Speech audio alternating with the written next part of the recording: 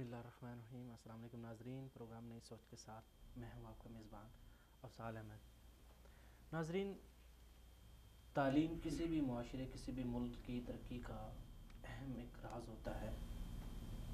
جو بھی معاشرہ جو بھی قوم جن کے پاس تعلیم کی دولت ہے وہ زندگی میں کبھی بھی کسی بھی موڑ پر شکست جو ہے اس کا سامنا نہیں کرتے، ہمیشہ ان کو کامیابی ہی نصیب ہوتی ہے۔ اور اس میں کوئی شک نہیں، اس کامیابی کے پیچھے جو ہاتھ ہوتا ہے اس میں خواتین جو ہیں ان کا جو کردار ہے اس کو فراموش نہیں کیا جا سکتا۔ کسی بھی قوم اور ملک کی ترقی میں خواتین کا جو کردار ہوتا ہے وہ بہت اہمیت کا حامل ہوتا ہے۔ انہی ہی کی بدولت ایک گھر میں ایک بچے کو تعلیم ملتی ہے، انہی سے معاشرہ بنتا ہے اور انہی سے ملک اور قوم بنتے ہیں۔ تو ناظرین، آج ہم بات کر رہے ہیں اسلام میں تعلیم نسواں اور ہمارا مخلوق نظام تعلیم۔ اس میں ہم بات کریں گے اسلام کی خواتین کی تعلیم پر کیا تعلیمات ہیں، ہمارا نظام تعلیم اور اس میں پائے جانے والے نقائص کیا ہیں، اور خواتین کو تعلیم حاصل کرتے وقت کن کن مشکلات کا سامنا کرنا پڑتا ہے، اور سب سے اہم اس میں ہم بات کریں گے کہ ہمارے معاشرے میں کو ایجوکیشن سسٹم جو ہے اس کے فوائد کیا ہے، اس کے نقصانات کیا ہیں، اور ہمارے معاشرے میں اس کی ضرورت اور اہمیت کتنی ہے۔ اسی حوالے سے ہمارے ساتھ مہمان ہوں گے کال پہ جناب محترم مولانا زہید اختر صاحب، آپ کالم نگار ہیں، اور ہمارے جو دوسرے مہمان ہیں وہ ڈاکٹر اسحاق عالم صاحب ہیں، اور آج ہمارے ساتھ پروفیسر عفت بطول صاحبہ بھی تھیں لیکن وہ کچھ مصروفیات کی وجہ سے انہوں نے معذرت کر لی، ان سے بات نہیں ہو سکے گی۔ اور ہمارے اسٹوڈیو میں ہمارے معزز مہمان جناب خالد محمود انصاری صاحب ہیں، آپ کالم نگار بھی ہیں، آپ سوشل ورکر بھی ہیں، اور میڈیا میں اچھا خاصا جو ہے وہ آپ کا نام ہے۔ جی خالد انصاری صاحب، آپ کا بہت بہت شکریہ کہ آپ نے اپنا قیمتی وقت نکالا اور پروگرام میں شرکت کی۔ تو آپ کیا سمجھتے ہیں کہ اسلام میں تعلیم نسواں جو ہے اس کی اہمیت کیا ہے؟ بسم اللہ الرحمن الرحیم۔ سب سے پہلے میں آپ کا شکریہ ادا کرتا ہوں کہ آپ نے مجھے ایک اہم اور حساس موضوع پر بولنے کا موقع دیا۔ اسلام میں حقوق نسوان جس طرح باقی حقوق کا لحاظ رکھا گیا ہے، اسی طرز پر اسلام میں نسوان کی تعلیم کی بھی بڑی اہمیت سے ذکر کی گئی ہے۔ جس طرح ابھی میں سب سے پہلے قرآن مجید سے شروع کرتا ہوں۔ اللہ تبارک و تعالی قرآن مجید میں فرما رہے ہیں لا تتمنوا ما فضل اللہ به بعضکم علی بعض للرجال نصیب مما اکتسبوا وللنساء نصیب مما اکتسبن واسألوا اللہ من فضلہ ان اللہ بکل شیء علیم۔ تو اس آیت میں اللہ تبارک و تعالی مسلمانوں کو، مرد اور عورت دونوں کو اکٹھے مخاطب کر کے یہ فرما دیا کہ آپ جو ہے یہ تمنا نہ کرے کہ اللہ تبارک و تعالی تم میں سے کس کس کو کیا فضیلت دیا ہوا ہے، آپ فضیلت کی دوڑ میں نہیں پڑو، بلکہ لے لو جو ہے ما فضل اللہ به بعضکم علی بعض للرجال نصیب مما اکتسبوا، کہ مردوں کے لیے بھی انہی کا حصہ ہے جو جس کا وہ کوشش کرے اور اس کے حاصل کرے، اور اسی طرح عورتوں کے لیے بھی ان کا جو حصہ ہے وہ اس کے دوڑ میں رہے اور اس میں لگے رہیں۔ تو یہ اللہ تعالیٰ کی حکم ہوئی ہے، اور اسی طرح پورے عورتوں کے نام پر نساء یعنی سورہ نساء جو نازل ہوئی ہے پورے عورتوں کے نام پہ ایک پورا سورت نازل ہوئی ہے۔ ایک دوسری بات یہ ہے کہ احادیث کے بہت بڑے ذخیرہ تعلیم نسوان کے حوالے سے ہیں، اور اس میں سے جو ہے بخاری شریف جو ہمارے سب سے صحیح کتاب ہے اس میں 80 بار مرفوع حدیث جو ہے صرف تعلیم کے حوالے سے ذکر کی گئی ہے۔ اس میں عورتوں کی بھی ذکر ہے، کچھ حدیثوں میں مشترک ہے، کچھ عورتوں کو خاص ہے جو ابھی انشاءاللہ بعد میں ذکر کرنے والا ہوں۔ اور اسی طرح 80 دفعہ قرآن مجید میں علم کے حوالے سے جو ہے مزید بات کی گئی ہے۔ تو بہت اہم مسئلہ ہے، تعلیم ایک بہت بڑا بہترین پوائنٹ ہے، اور جیسے کہ آپ نے ذکر کیا قوموں کی ترقی کا راز جو اسی تعلیم میں رکھی گئی ہے۔ اور تیسری بات جو میں آپ کے سامنے رکھتا ہوں وہ یہ کہ عورت ہی سے ہماری تعلیم کی بنیاد ہوتی ہے۔ وہ کیسے؟ جس طرح ہمارے اسلام میں ماں کو جو اہمیت دی گئی ہے، اور شادی کے وقت بھی یہی کہتے ہیں علماء کا فتویٰ بھی یہی ہے، احادیث میں بھی یہی ہے کہ پہلے دیندار باشعور تعلیم یافتہ کسی عورت کو چنا جائے، کیونکہ بچے کا سب سے پہلا جو تعلیمی ادارہ ہے وہ ماں کی گود ہیں۔ تو دیکھو اسلام میں عورت کو بہت ہی بہترین جو ہے عزت سے نوازا گیا، اور پہلا انتخاب ہی عورت کا بہترین کہا گیا۔ اور آگے جا کے ایک حدیث شریف میں ہے، رجل لو امۃ فأدبها فأحسن تأدیبها وعلمها وأحسن تعلیمها فلو اجران۔ حضور صلی اللہ علیہ وسلم فرما رہے ہیں اگر کوئی ایسا شخص ہو جس کے ہاں ایک باندی ہو، باندی سے مقصد عورت ہی ہے، اور وہ کیا کرے، اس عورت کی اچھے تادیب کرے، اس کی بہترین جو ہے تربیت کر لے، اور اسی طرز پر اس کو تعلیم دے دیں۔ علمہ، تعلیم کا لفظ لایا اس میں کہ اس کو تعلیم بھی دے دیں، لہو اجران، اس کے لیے 2 اجر ہے، یعنی 2 گناہ اس کو صاف زیادہ ملتا ہے بجائے کہ ایک مرد کو اگر وہ تعلیم دے دیں۔ دیکھو حدیث میں بھی آ گیا۔ اور میرے پاس بہت بڑا لمبی فہرست ہے صحابہ عورتوں، صحابیات جو تھے، اور اس کے بعد تابعیات جو تھے، یا اس کے علاوہ باقی جتنے بھی ہمارے تاریخ کی جو سلسلے میں عورتیں گزری ہیں، بہت لمبی فہرست ہے، انہوں نے کیا کیا تعلیم حاصل کیا اور معاشرہ کو کیا فوائد پہنچا دیے۔ اس سے پہلے کہ میں نام ذکر کر دوں، ایک نقطہ عرض کرتا ہوں۔ بنو امیہ کے زمانے میں ایسا ہوتا تھا کہ ایک گھر میں اگر کوئی خاتون، گھر میں ایک مرد ہوتا تھا تعلیم یافتہ، تو اسی طرح خاتون بھی ہوتا تھا۔ یہاں تک کہ ذکر کیا گیا ہے تاریخ میں کہ اگر کوئی فتویٰ آ جاتا کسی مرد کے پاس تو اس میں اس خاتون کا بھی دستخط ہوتا تھا۔ یہ بہت اہم بات ہے، یعنی ایسا نہیں کہ اسلام نے جو ہے عورت کی تعلیم کا اہتمام نہیں کیا اور ابھی روشن خیال آ گئے اور اس نے انہوں نے تعلیم کی محنت کی اور عورت کو روشناس کرایا، نہیں، اس سے پہلے بھی یہ بالکل آپ نے بہت اچھا پوائنٹ جو ہے اس کو ہائی لائٹ کیا۔ دیکھیں ابھی ایک جو چیز چل رہی ہے کہ دیکھنے میں جو سیکولر ٹائپ کے لوگ ہیں وہ ایسی افواہیں پھیلا رہے ہیں، وہ کہتے ہیں کہ جی اسلام جو ہے وہ اس میں عورت کے حقوق نہیں ہے، عورت کو بس جو ہے وہ مطلب جو خواتین ہیں ان کو بالکل جکڑ کے رکھا ہوا ہے، ان کا کوئی حقوق نہیں ہے، وہ کسی کام میں آگے نہیں آ سکتی۔ اور ان کے لیے یہ ایک بہت بڑا پوائنٹ ہے کہ دیکھیں کہ ایک اتنی بڑی بات اس میں بھی خواتین جو ہے ان کا ذکر ہے، اور ایک پوری صورت نازل کی ہے خواتین کی، یہ ایک بہت بڑی بات ہے، بہت بڑی بات ہے۔ اور خاص طور پر میں آپ کے سامنے یہ ذکر کروں کہ حضور صلی اللہ علیہ وسلم ایک صحابیہ تھی شفا بنت عدویہ کے نام سے، تاریخ میں بہت بڑے عالم گزرے ہیں، عالمہ گزرے ہیں، بہت بہترین معلومات رکھتے تھے۔ وہ اس کو باقاعدہ حکم کیا کہ آپ نے جو دم پوڑے نکلنے کو ختم کرنے کا جو دم آپ نے میری بیوی، میری اہلیہ حفصہ رضی اللہ عنہا کو آپ نے جو سکھائی ہیں، آپ اس کو لکھنا بھی سکھا دیں۔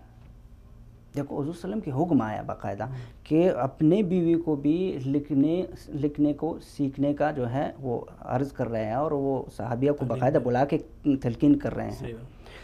اور دوسری یہ کہ ابو سعید خدری رضی اللہ عنہ سے روایت ہے کہ مدینہ منورہ کی عورتیں حضور صلی اللہ علیہ وسلم کے پاس آئے اور انہوں نے کہا کہ غلب علیک الرجال فجعل لنا یوما لیقیمہن فیہ فوضعہن وامرہن۔ عورتیں آئے حضور صلی اللہ علیہ وسلم سے عرض کیے کہ ہمیشہ مردوں کا جو ہے حلقہ زیادہ رہتا ہے آپ کے آس پاس میں، تو ہمارے لیے بھی ایک حلقہ مختص کیجیے۔ تو باقاعدہ حضور صلی اللہ علیہ وسلم جو ہے ان کے لیے ایک مجلس مختص کر دیا، جیسے کہ حدیث شریف میں بھی مذکور ہے، فَلَقِيَهُنَّ فِيهِ فَوَضَعَهُنَّ وَأَمَرَهُنَّ۔ عورتوں کے لیے مجلس طے ہو گئی، اس کو باقاعدہ تعلیم دیتا رہا حضور صلی اللہ علیہ وسلم، وہ اپنے ارشادات پیش کرتے رہے عورتوں کے حق میں، اور ان کو نصیحتیں بھی کرتے رہے، اور اللہ تعالیٰ کے جو احکامات تھے، اوامر، جو حکم تھے، وہ بھی ان کو پیش کرتے رہے۔ تو یہاں تک یہ حدیث کی بات آ گئی۔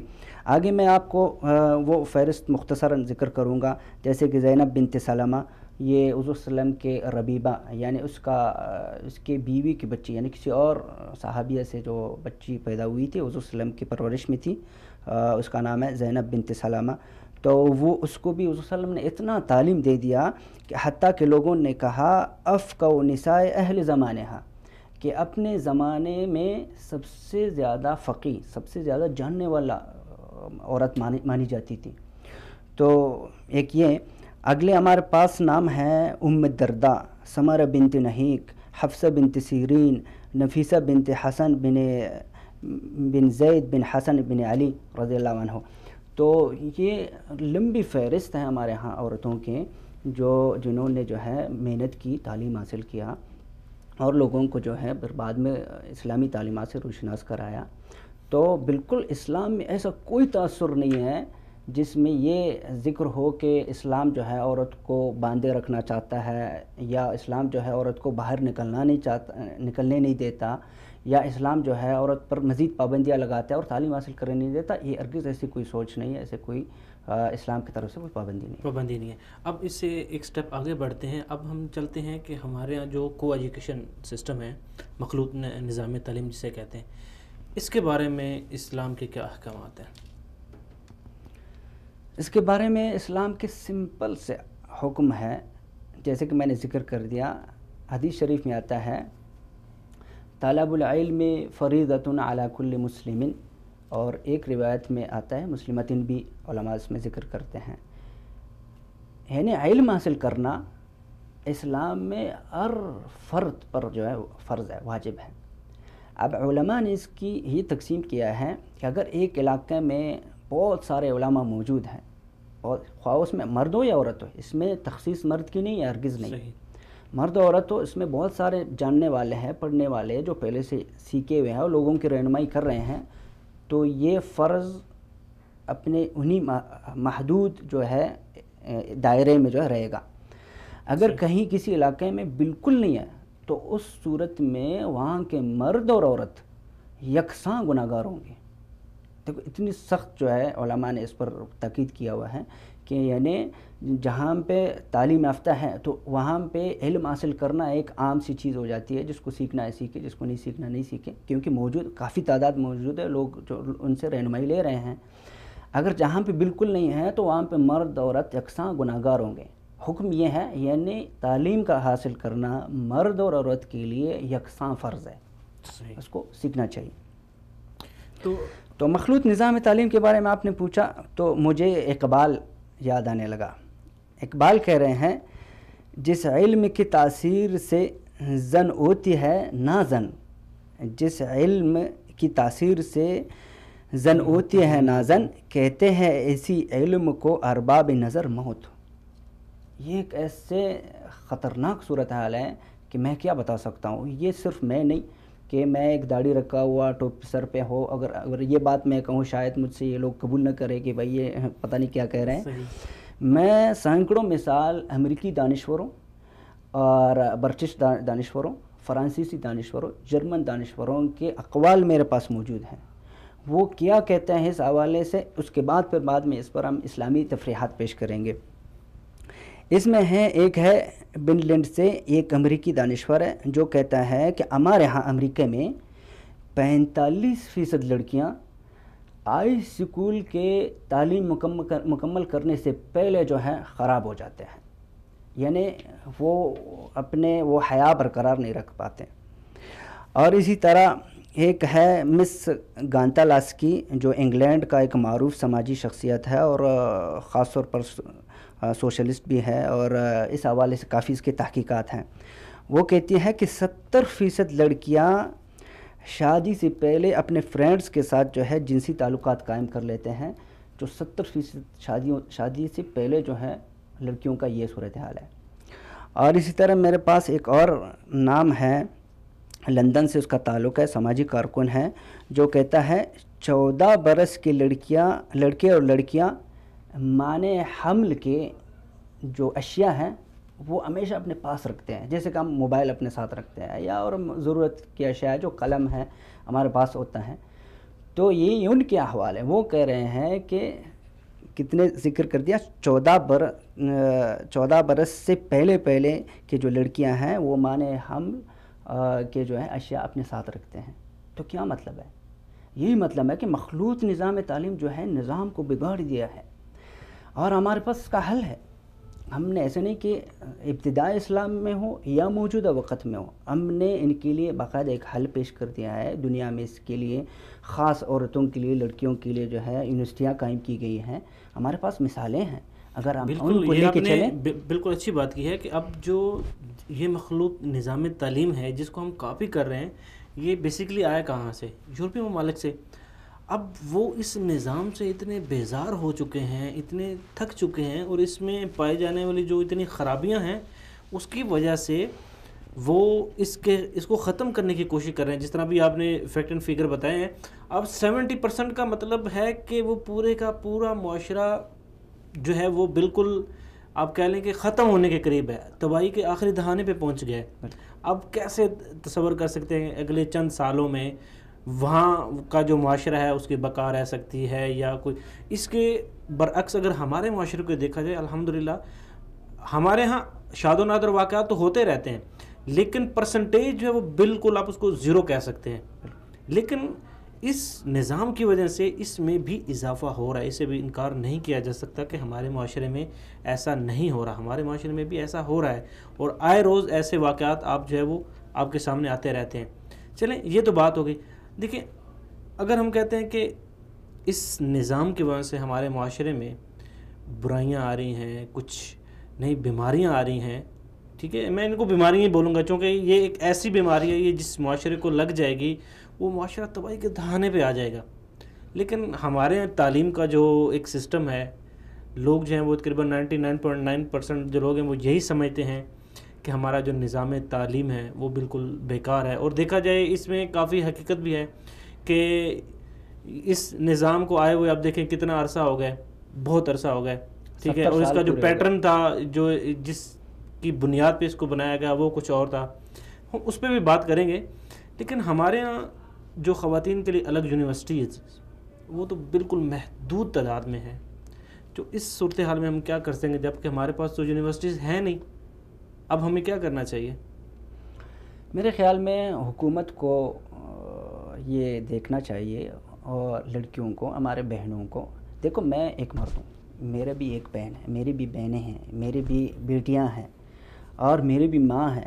ایسے نہیں کہ ہم یعنی داڑھی اور پگڑی رکھنے والے لوگ جو ہے بغیر عورت سے آئے ہوئے ہیں، یا ان کے کوئی خاندان نہیں ہے، کوئی ایسا پیچھے کوئی سسٹم ہی نہیں ہے، بس وہ الگ سا زندگی گزار رہے ہیں۔ ہم بھی یہی چاہتے ہیں کہ ایسے نظام تعلیم ہو جس میں کسی بھی قسم کے خرابی کا امکان نہ ہو، اس میں ہم بھی اپنے بہنوں کو پڑھانا چاہتے ہیں۔ ہم یہ چاہتے ہیں کہ ہماری بچیاں، ہماری بیٹیاں پڑھیں، ملک قوم کے پورے، ہم صرف اپنی بات نہیں کر رہے ہیں بلکہ پورے قوم کی بیٹیوں اور بچیوں کے صلاح اور ان کے بہبود کے حوالے سے ہم یہ کہہ رہے ہیں کہ ان کے لیے تعلیم بہت اہم ہے، ان کے لیے رکھنا چاہیے، لیکن الگ رکھنا چاہیے۔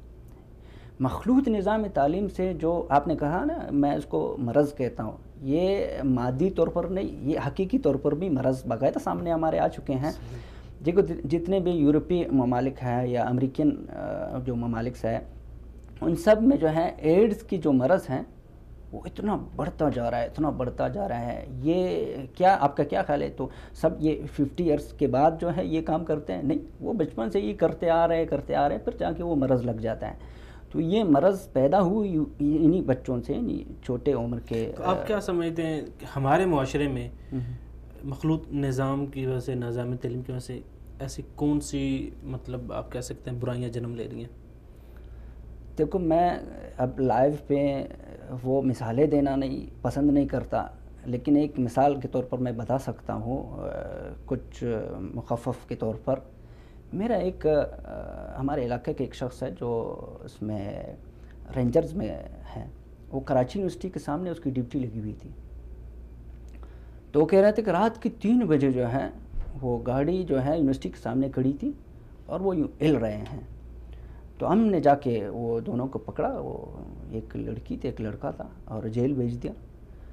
اگلے دن صبح کو اس کے باپ جب آئے، وہ کیا کہنے لگے، اس کے رد عمل دیکھو۔ اب یہ ہمارے معاشرے کا سوچ کا عکاسی ہے۔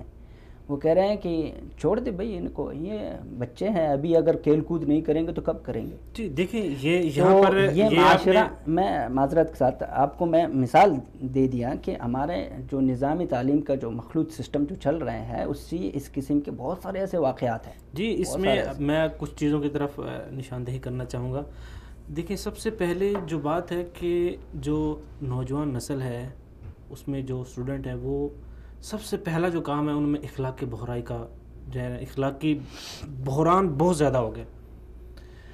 دوسری بات جو ہمارے یہاں جو سب سے بڑا مسئلہ ہے کہ کہتے ہیں کہ ہماری جو اولاد ہے ٹھیک ہے وہ بد اخلاق ہو گئی ہے، ان میں اخلاق نہیں ہے، وہ ہمارے ہاتھ سے نکل رہی ہے، ہمارا کہنا نہیں مانتے.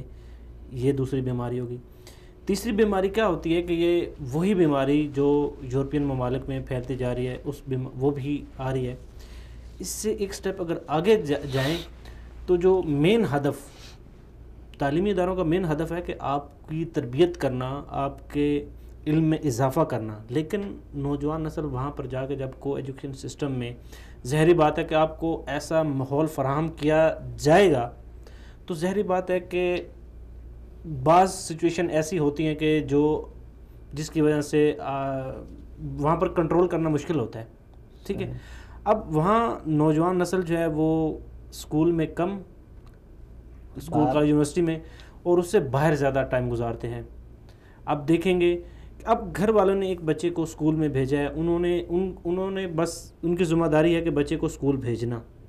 اب وہ اسکول میں جا کے کیا کر رہا ہے، وہ اب چیک اینڈ بیلنس تو ہوتا ہے والدین کا، لیکن وہ مکمل تو اس کی مانیٹرنگ نہیں کر سکتے.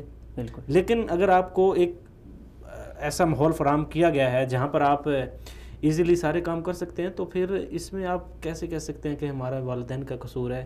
قصور اس میں 2-3 چیزوں کا ہے کہ کو ایجوکیشن سسٹم. اب ہمارے ہاں جو سب سے بڑا مسئلہ آپ دیکھیں، میرے خیال میں 10% بھی پورے پاکستان میں خواتین کے لیے یونیورسٹیز نہیں ہیں.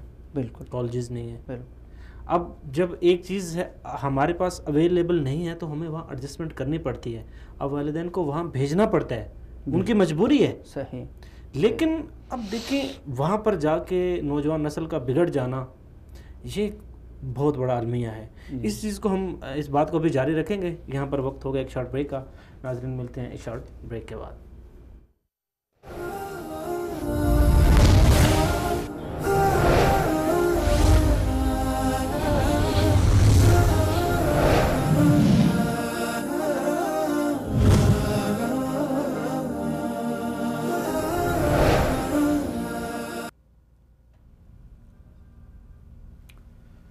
السلام علیکم ناظرین، آپ کو ایک بار پھر پروگرام میں خوش آمدید کہتے ہیں. ناظرین بریک سے جانے سے پہلے ہم بات کر رہے تھے کہ ہمارا جو نظام تعلیم ہے اس کی اوپر ہم بات کر رہے تھے، اور اسپیشلی ہم بات کر رہے تھے کہ کو ایجوکیشن سسٹم کے جو پوری دنیا میں اس کے جو اثرات ہیں وہ کیا ہیں، اس کے نقصانات کیا ہیں. اس کے بعد اب بھی ہم آتے ہیں اپنے معاشرے کی طرف. ہمارا معاشرہ جو ہے وہ دنیا کے بہترین معاشروں میں اس کا شمار کیا جاتا ہے. ہمارا خاندانی سسٹم جو ہے دنیا کا بہترین خاندانی سسٹم ہے. اور اس کے علاوہ پاکستان کی جو ایک اپنی ثقافت ہے وہ دنیا کی بہترین ثقافت میں اس کا شمار کیا جاتا ہے.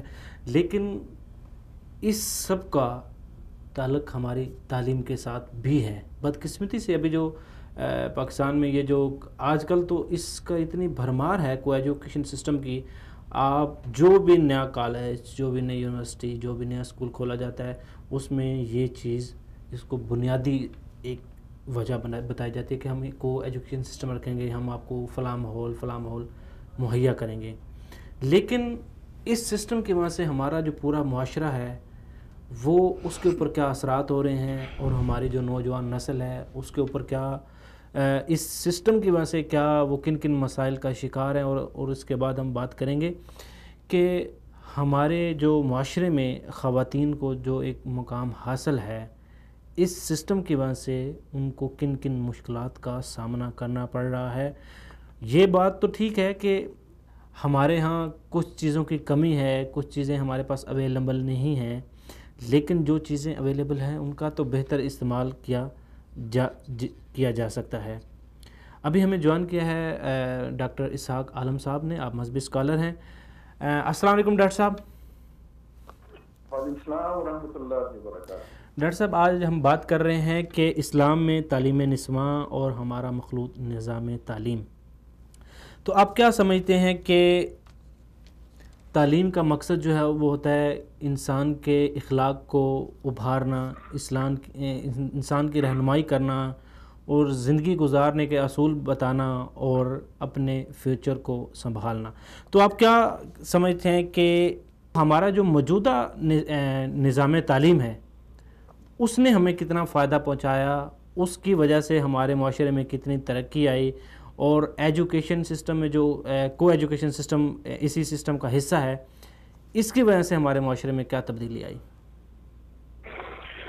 بسم اللہ الرحمن الرحیم، نحمدہ ونصلی علی رسولہ الکریم، اما بعد. میں اگر ان ساری باتوں کو 3 حصوں میں تقسیم کر دوں تو میرے خیال ہے کہ بات زیادہ بہتر طریقے سے سمجھ میں آ جائے گی. پہلا حصہ تعلیم کی اہمیت کا، دوسرا حصہ خواتین کے لیے تعلیم کی اہمیت کا، اور تیسرا حصہ ہمارے ہاں جو مخلوط نظام تعلیم، جس کو آپ یوں کہنے کہ مغربی نظم کے تحت جو چلنے والا ایک مخلوط نظام تعلیم ہے، اس کی ہمارے ہاں کتنی گنجائش ہے، کتنی نہیں ہے.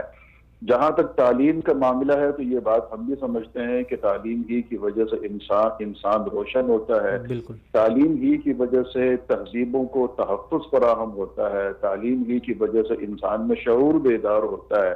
تو میرے خیال ہے کہ تعلیم کی اہمیت پر زیادہ مجھے بات کرنے کی ضرورت نہیں ہے. لیکن جہاں تک دوسری چیز ہے خواتین کے لیے تعلیم، تو خواتین کے لیے تعلیم کی تو ہمیشہ دین اسلامیہ میں اتنی وسعت رہی ہے کہ اسلام نے ہمیشہ اس کی حوصلہ افزائی کی ہے. صحابہ کرام نے بڑے بڑے عبداللہ بن عباس، عبداللہ بن مسعود، عبداللہ بن عمر اور خود خلفائے راشدین رضوان اللہ علیہم اجمعین، یہ بڑے بڑے علماء تھے، اور یہ وہ ہستیاں تھیں جنہیں اللہ کے رسول کے زمانے میں باقاعدہ لوگوں کو دینی معاملات میں ان کو رہنمائی کرنے کی باقاعدہ اجازت ہوتی تھی. تو جہاں ان مرد صحابہ کرام کی علمی اعتبار سے اتنی اوقات تھی، اتنی حیثیت اور اہمیت تھی، وہاں خواتین صحابیات کی بھی بہت بڑی اہمیت تھی، جن میں سر فہرست حضرت بی بی عائشہ صدیقہ رضی اللہ تعالی عنہ، پھر امہات المؤمنین میں بھی ام سلمہ رضی اللہ تعالی عنہ. یہ وہ صحابیات ہیں کہ جنہیں اللہ پاک نے اتنا علم عطا کر رکھا تھا کہ ہمارے بڑے بڑے صحابہ کرام، خود خلفائے راشدین اور خلفائے راشدین کے علاوہ بڑے بڑے صحابہ کرام جو علم کا بہت بڑا پہاڑ ہوتے تھے، یہ اپنے اپنے زمانے میں ضرورت کے مطابق جب ان کو ضرورت محسوس ہوتی تھی تو وہ ان صحابیات سے، ازواج مطہرات سے مسائل کا جواب اور اس کا حل معلوم کرنے کے لیے رجوع فرمایا کرتے تھے. اور پھر آپ جب سیرت کی کتابیں اٹھا کر دیکھیں گے تعلیم کے حوالے سے تو خواتین کے بارے میں آتا ہے کہ انہوں نے باقاعدہ اللہ کے رسول صلی اللہ تعالی علیہ وسلم سے اس بات کا مطالبہ کیا کہ علم تو ہمیں بھی علم کی ضرورت ہے، صرف مردوں کی ضرورت نہیں ہے. آپ کے ہاں مردوں کا مجمع لگا ہوا ہوتا ہے، آپ ان کو جو ہے وہ دین کی رہنمائی کر رہے ہوتے ہیں، ہمیں بھی دین کی رہنمائی کی ضرورت ہے. تو روایات میں آتا ہے کہ اللہ کے رسول نے باقاعدہ ہفتے میں ایک دن خواتین کے لیے مقرر فرما دیا تھا، اور پھر خواتین اس وقت پہ آ کر اللہ کے رسول سے علم حاصل کیا کرتی تھیں، دین کی رہنمائی لیا کرتی تھیں. تو یہ دور رسالت سے یہ چیزیں ہمیں مل رہی ہیں کہ خواتین کے لیے بھی علم کی وہی اہمیت ہے جو ہمارے ہاں مردوں کے لیے علم کے حصول کی اہمیت رہی ہے. اور پھر آ کر ہم دیکھتے ہیں مخلوط نظام تعلیم کو، تو احادیث کی روشنی میں تھوڑا آپ اس کو دیکھیں تو انشاءاللہ یہ مسئلہ آپ کے سمجھ میں بڑی آسانی کے ساتھ آ جائے گا. میں آپ کو ایک ہی مثال دیتا ہوں کہ اللہ کے رسول صلی اللہ تعالی علیہ وسلم فرماتے ہیں کہ جب سگے بہن بھائی اتنے بڑے ہو جائیں کہ ان میں جنسی شعور بیدار ہو جائے تو پھر آپ ان کے بستر الگ کر دیجئے، آپ ان کو ایک ساتھ نہیں سلا سکتے ہیں. جب سگے بہن بھائی ایک ساتھ جنسی شعور بیدار ہونے کی وجہ سے ایک ساتھ نہیں سو سکتے ہیں تو آپ مجھے بتائیں نا کہ ہمارے مخلوط نظام تعلیم کے کس حد تک دین اسلام میں گنجائش باقی بچے گی کہ جس میں سگے رشتے کا کوئی تعلق اور کوئی واسطہ ہی نہیں ہوتا. اللہ کے رسول کے زمانے میں چھوٹے بچوں کو خواتین کے پاس جانے کی اجازت ہوتی تھی اس وقت تک جب تک ان بچوں میں جنسی شعور بیدار نہیں ہوتا تھا. لیکن جب جنسی شعور بیدار ہو جاتا تھا پھر ان کو خواتین کے پاس جانے کی اجازت نہیں ہوتی تھی، مکمل پردہ ہوتا تھا۔ تو یہ وہ ساری مثالیں ہیں، یہ وہ ساری احادیث ہیں، وہ باتیں ہیں جن سے ہمیں رہنمائی ملتی ہیں کہ پھر کہ ہمارے ہاں مخلوط نظام تعلیم کی شرع کی روشنی میں، دین اسلام کی روشنی میں قطعاً کسی بھی حوالے سے کسی بھی قسم کی کوئی گنجائش باقی نہیں بچتی ہے۔ اب اگر ہم پر یہ اعتراض کیا جائے کہ ہم یہ بات کرتے ہیں کہ مخلوط نظام تعلیم درست نہیں ہے اور اس کی خرابیاں اور اس کے مفاسد بہت زیادہ ہیں، تو ہم کیا خواتین کی تعلیم کی حوصلہ شکنی کر رہے ہیں؟ ہم اس بات کی مخالفت کر رہے ہیں کہ خواتین کے پاس علم نہیں ہونا چاہیے؟ ہم ایسی بات نہیں کرتے ہیں۔ ہم تو اللہ کے رسول کی سیرت طیبہ سے موضوع ثابت کر رہے ہیں کہ اللہ کے رسول خواتین کے لیے باقاعدہ الگ نشست رکھا کرتے تھے۔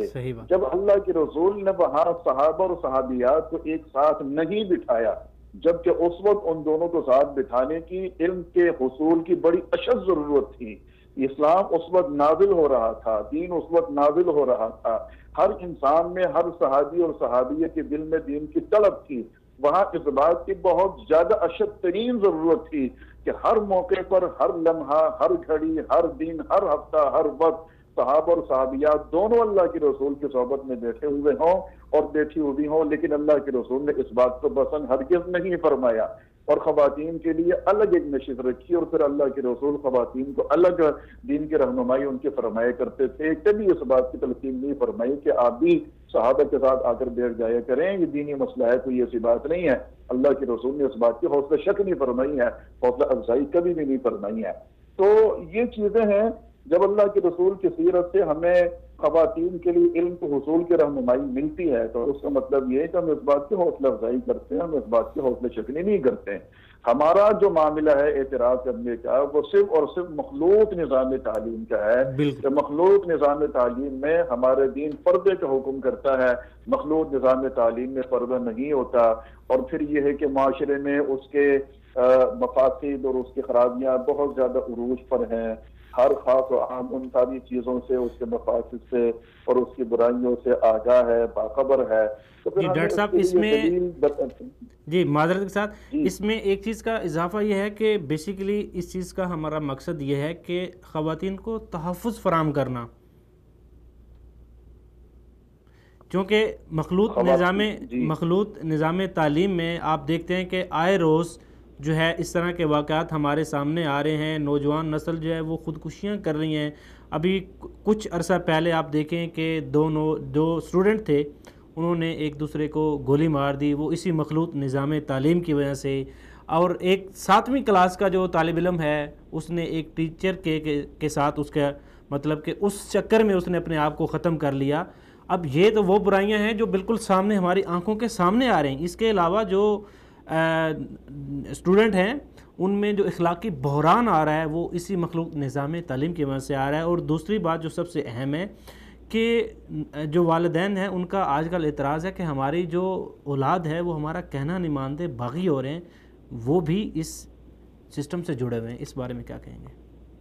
دیکھیں حضور، اس حوالے سے میں یہ عرض کروں گا کہ علم کی وجہ سے شرافت آتی ہے، علم کی وجہ سے انسان کے اندر حیا کا مادہ بیدار ہوتا ہے، اور جب آپ کا نظم ہی اتنا کمزور ہو کہ آپ لوگوں کو علم تو دے رہے ہیں لیکن اس کے ساتھ ساتھ لوگوں کے اندر سے، آپ کے اسٹوڈنٹس اور طلباء کے اندر سے شرافت ختم ہو رہی ہے، حیا کی جگہ، شرم کی جگہ بے حیائی رواج پا رہی ہے، تو اس کا معنی یہ ہے کہ آپ کے نظر میں کچھ نہ کچھ خرابی ضرور ہے، جس کی وجہ سے آپ کے طلباء اور طالبات خودکشیاں کرنے پر مجبور ہیں، جس کی وجہ سے وہ غیر اخلاقی حرکتیں کرنے پر مجبور ہیں۔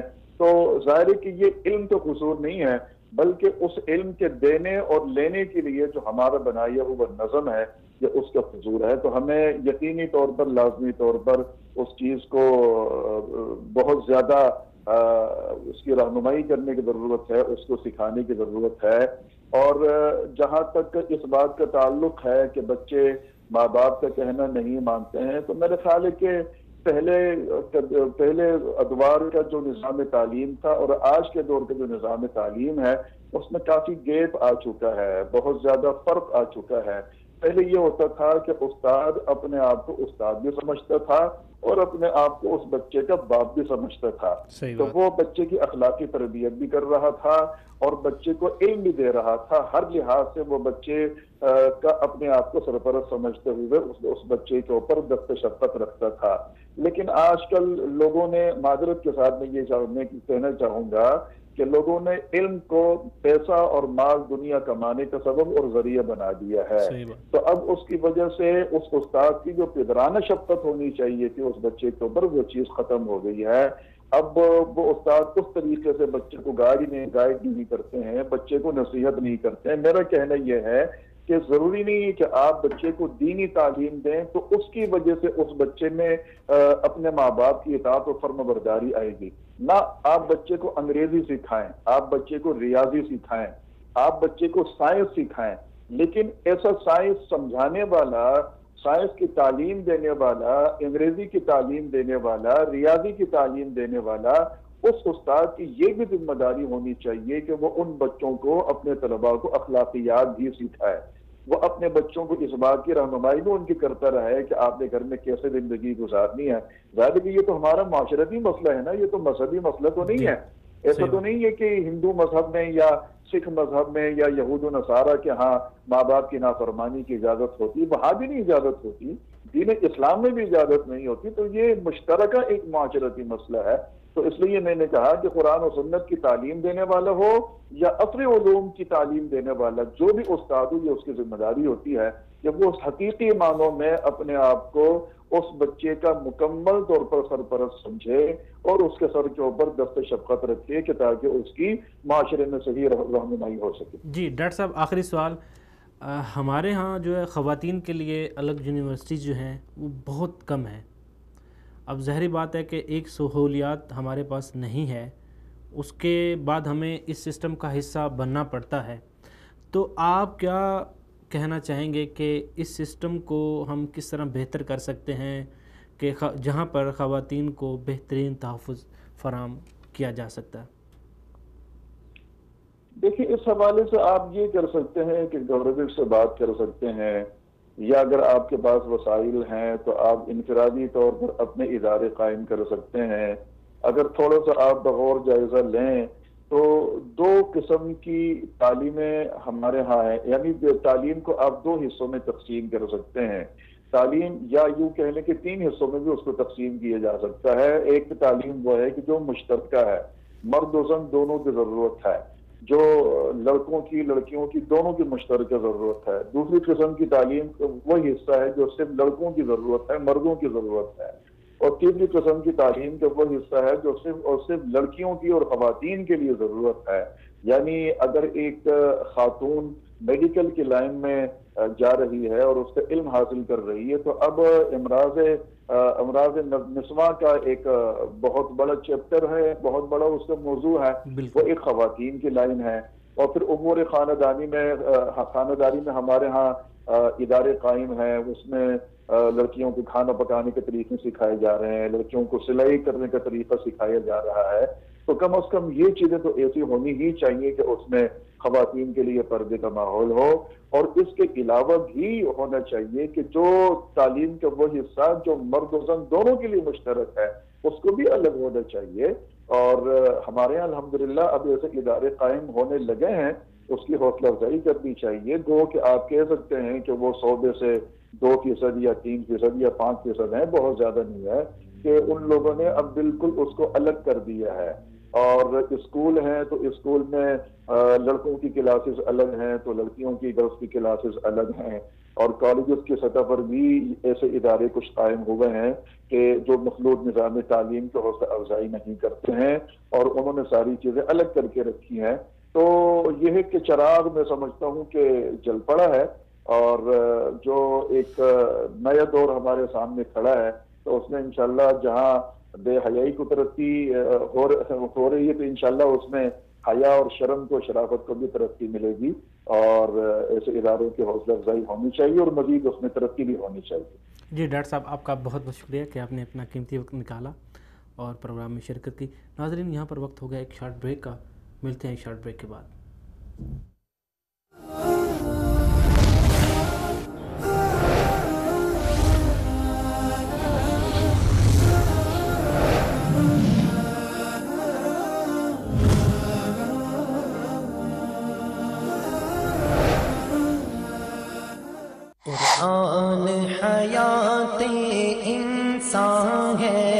قرآن ہمارا کفر کی تاریکی سے اسلام کی روشنی تک کا سفر، انسان ہے قرآن ہم کتابی ہدایت کے ذریعے راہ راست پر آنے والوں کی داستان، رتبہ اس سنیے ان کی اپنی زبان سے۔ اس وقت میں نے محسوس کیا کہ کلمہ سچ ہے اور وہ صرف کلمات کا نام نہیں ہے۔ قرآن ہمارا رہبر ہے۔ سورۃ البقرہ کو مسلسل پڑھنے کے بعد پھر میں نے یہ بات محسوس کی کہ قرآن پاک کچھ اور حقائق پر بھی مشتمل ہے، سبحان اللہ۔ اور پھر میں نے قرآن پاک کے معانی کو گہرائی کے ساتھ سمجھنا شروع کیا۔ کیا شان یہ رب نے، بہت جلد آ رہا ہے۔ قرآن میری ہدایت کا ذریعہ، قرآن ہے۔ صرف وصال اردو پر۔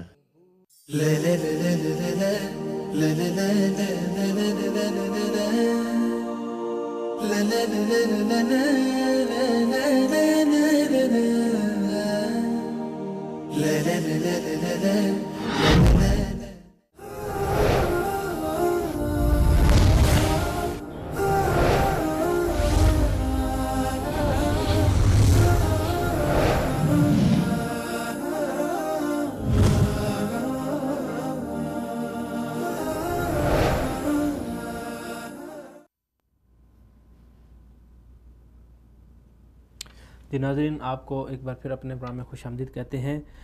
بریک سے جانے سے پہلے ہم بات کر رہے تھے ڈاکٹر اسحاق عالم صاحب سے۔ انہوں نے 3-4 چیزوں کی طرف توجہ دلائی جو کہ بہت اہمیت کی حامل ہے۔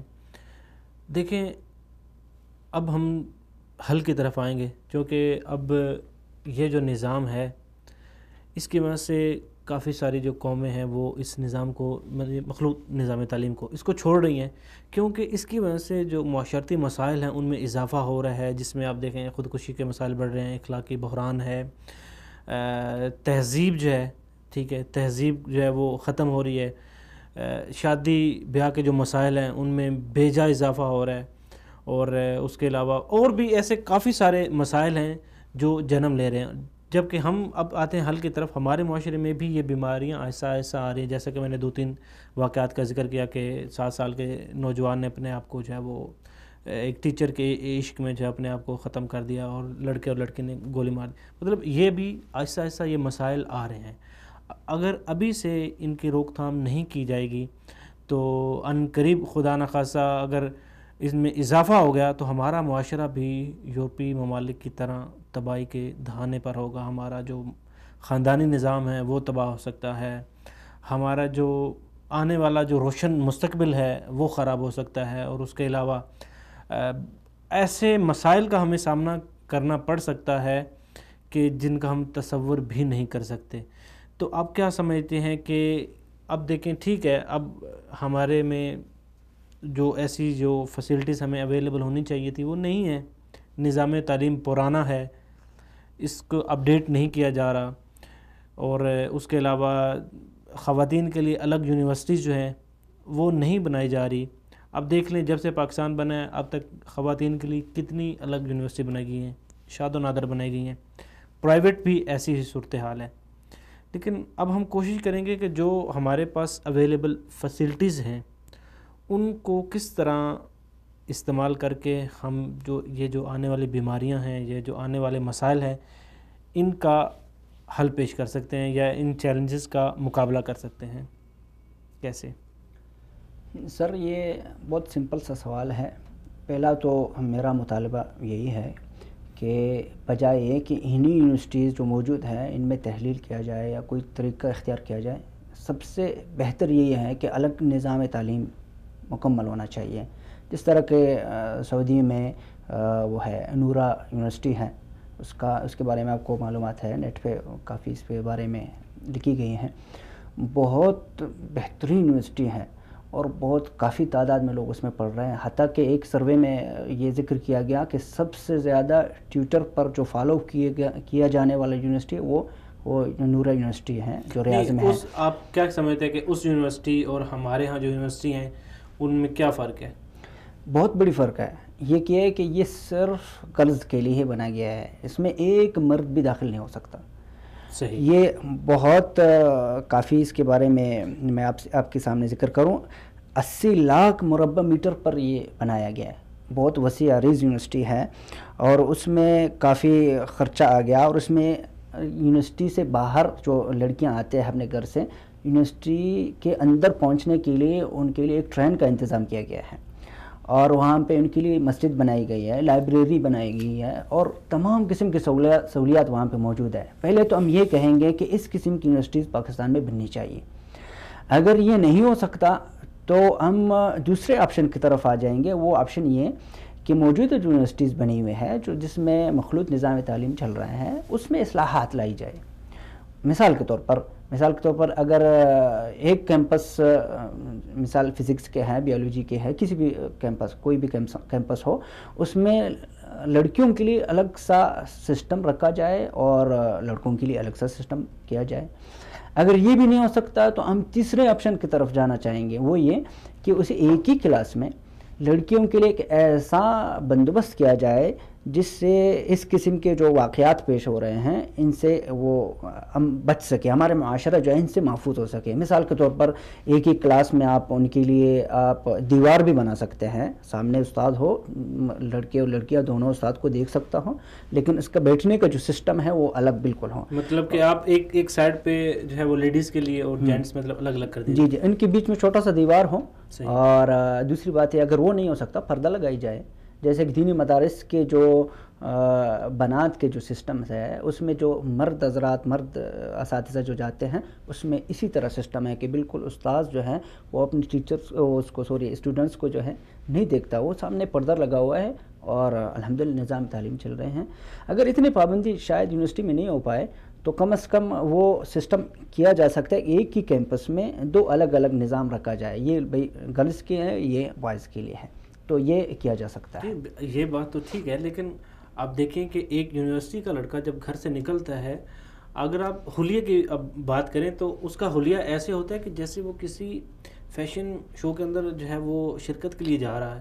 جب اس طرح کی یہ میں بات کر رہا ہوں اسپیشلی یونیورسٹی کے اندر لباس کس قسم کا ہونا چاہیے, تو یہ لباس اس قسم کا پہن کے جا رہے ہوتے ہیں کہ جیسے کسی فیشن شو میں جا رہے ہیں. اب یہی اگر لباس جو ہے اس کے متبادل اگر خواتین ایسے لباس کا استعمال کرتی ہیں تو وہاں پر بھی کافی ساری مشکلات کا سامنا آ سکتا ہے. تو آپ کیا سمجھتے ہیں کہ یونیورسٹیز جو ہیں ان کا بیسک جو مقصد ہے وہ کیا ہے, اور اسٹوڈنٹ اور یونیورسٹی کا آپس میں کیا تعلق ہے, اور اسٹوڈنٹ یونیورسٹی میں کیا کرنے جاتے ہیں تعلیم حاصل کرنے, تو آپ کیا سمجھتے ہیں کہ وہاں پر حاصل تو تعلیم کرنی ہے نہ کہ فیشن انڈسٹری میں آپ جا رہے ہیں, تو لباس مناسب کیا, جس طرح اسکول ہوتے ہیں اسکول کے اندر ایک مخصوص لباس ہوتا ہے سب کا, ایک یونیفارم پہن کے جائیں گے, کچھ کالجز میں بھی ایسا ہے, یونیورسٹیز کے اندر یہ کیوں نہیں ہے؟ ہاں یہ ہونا چاہیے. یعنی گویا کہ میں یوں سمجھ رہا ہوں کہ آپ واپس یعنی ہم پردے کی طرف آ جائیں.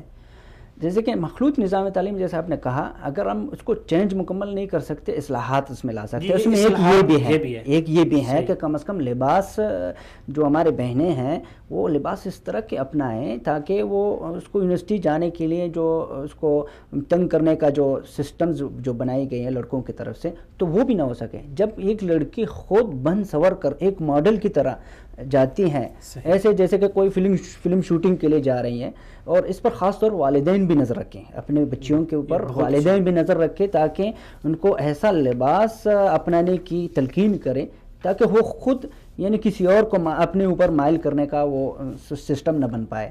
اور پھر جب ایسی صورتحال ہوں گے انشاءاللہ کافی حد تک معاشرے کی جو وہ سسٹمز ہے وہ کنٹرول ہو سکیں. جیسے آپ نے اس کا کچھ کا تذکرہ کر لیا, اخلاقی بحران ہے, خاندانی نظام کا سسٹم خراب ہو رہے ہیں, والدین کی نافرمانیاں ہو رہی ہے, اس میں بد اخلاقیاں ہو رہی ہیں, اور باقاعدہ گھر چھوڑ کے جایا جا رہا ہے, یا ایسا ہو کہ اپنے والدین کو اوم سینٹر میں رکھا جا رہا ہے جو ہمارے مشرقی روایت کے بالکل خلاف ہے.